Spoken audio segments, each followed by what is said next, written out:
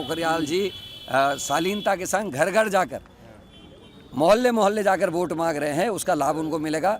जितने मोहल्ले और वार्ड्स पोखरियाल जी ने कर ली है, अब उसके आधे भी बीजेपी का प्रत्याशी नहीं कर पाएगा, क्योंकि वो सरकार के भरोसे चुनाव लड़ रहे हैं। देखिए, काऊ साहब का इतिहास रहा है, चाहे वो वार्ड मेंबर्स के उनको निरस्त कराने में जिस तरीके की भूमिका उनकी थी, वो निश्चित ही दुर्भाग्यपूर्ण है। और काऊ साहब हमेशा एग्रेसिव रहते हैं, मैंने एक देखा है। धरना प्रदर्शन करना आम जनता का अधिकार है और ये हमको संविधान इजाज़त देता है अभिव्यक्ति का। उसको तोड़ने की कोशिश भी है, वहाँ मारपीट करने की कोशिश की, जो दुर्भाग्यपूर्ण है। और दूसरा, कल पुरोला में जो घटना घटी, कल विधायक का पत्रकारों ने और वहाँ के स्थानीय लोगों ने घेराव किया। विधायक जी 11:30 बजे की रात को वहाँ घूम रहे थे और लोगों ने आरोप कई किस्म के लगाए हैं। तो बीजेपी का असली जो चेहरा और चरित्र है, वो इस घटना से भी 47 नंबर वार्ड से भी और पुरोला से भी आज जनता के सामने आ गया है कि बीजेपी किस तरीके से चुनाव को हथियाने की कोशिश कर रही है। अभिनव थापर एक योग्य व्यक्ति हैं और अपना कामों बखूबी कर रहे हैं। पिछले काफ़ी लंबे समय से एक सूचना के अधिकार के एक्टिविस्ट के रूप में भी और पार्टी संगठन के विभिन्न कार्यक्रमों में, कल्चरल एक्टिविटीज़ में एक्टिव हैं। और हर आदमी का समय आता है, अभी उनकी उम्र नहीं निकल गई है। और वीरेंद्र पोखरियाल जी हैं, ललित जोशी जी हैं, अंजू लुंठी हैं, ये सब लोग हमारे आंदोलनकारी नेता हैं।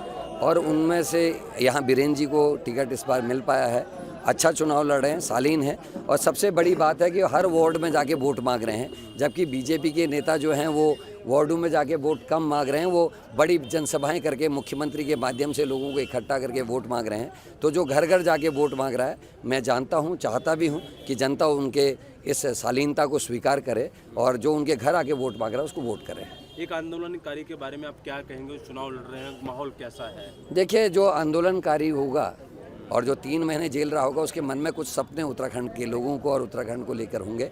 वीरेंद्र पोखरियाल भी उनमें से एक हैं और उनके पास एक विज़न है। वो ग्रीन उत्तराखंड की बात कर रहे हैं, आपने देखा पेड़ लगाने की बात कर रहे हैं। वो कह रहे थे कि इतने ग्लेशियर्स पिघल रहे हैं, साइंटिस्ट चिंतित हैं। वो कह रहे थे कि टेम्परेचर बढ़ रहा है, बादल फटने की घटनाएं बढ़ी हैं। ये वीरेंद्र पोखरियाल जी की सोच है और ऐसी सोच अमूमन कम लोगों की होती है।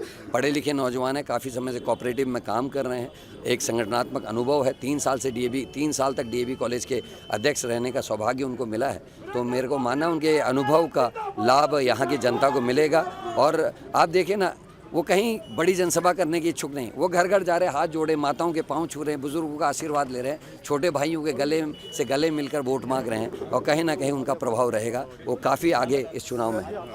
और यहाँ पर बायोट लेते सर भी आ गए हैं और यहाँ पर माला डल रही है, तो सर के लिए क्या संदेश देना चाहेंगे आप इस देहरादून? देखिए, ये तो संदेश है वीरेंद्र पोखरियाल। साफ पानी की बात करते हैं, साफ जलवायु की बात वो कर रहे हैं, ग्रीन उत्तराखंड की बात कर रहे हैं, वो लाइब्रेरीज़ की बात कर रहे हैं, वो सड़कें ठीक करूँगा कह रहे हैं। वो उत्तराखंड के देहरादून को एक ऐसी राजधानी के रूप में डेवलप करना चाहते हैं जहाँ तीर्थाटन और पर्यटन दोनों के क्षेत्र में हमारा नाम हो, विकास हो। और आप देखिएगा जिस तरीके से वीरेंद्र पोखरियाल जी शालीनता के संग घर घर जाकर मोहल्ले मोहल्ले जाकर वोट मांग रहे हैं, उसका लाभ उनको मिलेगा। जितने मोहल्ले और वार्ड्स पोखरियाल जी ने कर लिए है, अब उसके आधे भी बीजेपी का प्रत्याशी नहीं कर पाएगा, क्योंकि वो सरकार के भरोसे चुनाव लड़ रहे हैं। और वीरेंद्र पोखरियाल अपनी हिम्मत, अपने दम और अपने मेहनत के दम पे चुनाव को लड़ रहे हैं। रावण रथी विरथी रघुवीरा की कहावत साबित होने वाली है। एक तरफ सत्ता बल है, धन बल है, बाहुबल है, सत्ता के साथ साथ प्रशासन का बल है। दूसरी तरफ वीरेंद्र पोखरियाल के साथ माता बहनों और भाइयों का बल है, बुजुर्गों का बल है। और जितने भी आंदोलनकारी हैं, उन सब की संघी ताकत जो है वीरेंद्र पोखरियाल को जिताने के लिए काम कर रही है। परिणाम वीरेंद्र पोखरियाल जी के पक्ष में आएंगे। महाराज जी यहाँ पर पहुँचे थे कार्यक्रम में, आपको लेकर वो बात रख रहे थे और सर के लिए भी बात रख रहे थे, मेयर साहब के लिए। क्या कहेंगे आप इसको लेकर? देखिए, हम चुनाव जीत रहे हैं, भाजपा घबरा गई है। जो मैंने भ्रष्टाचार के मुद्दे निकाले हैं, भाजपा के 15 साल दून नगर निगम बेहाल।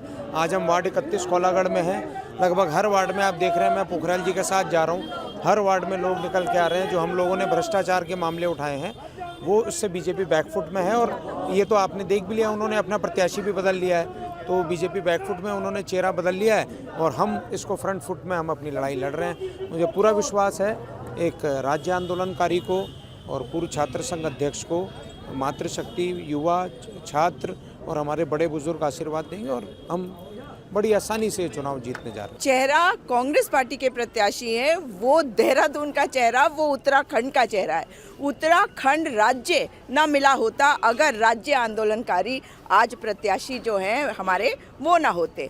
तो राज्य आंदोलनकारियों का सम्मान करते हुए कांग्रेस पार्टी ने उनको न केवल प्रत्याशी बनाया है मगर ये भी बताया है कि ये राज्य यहाँ के लोगों का है जिन्होंने लड़ी है लड़ाई। तो मुख्यमंत्री कुछ भी कहते रहे, कोई भी कुछ भी कहता रहे, लेकिन सच्चाई ये है कि भाजपा का भ्रष्टाचार सामने है, गंदगी सामने है और जनता वीरेंद्र पोखरियाल के साथ है।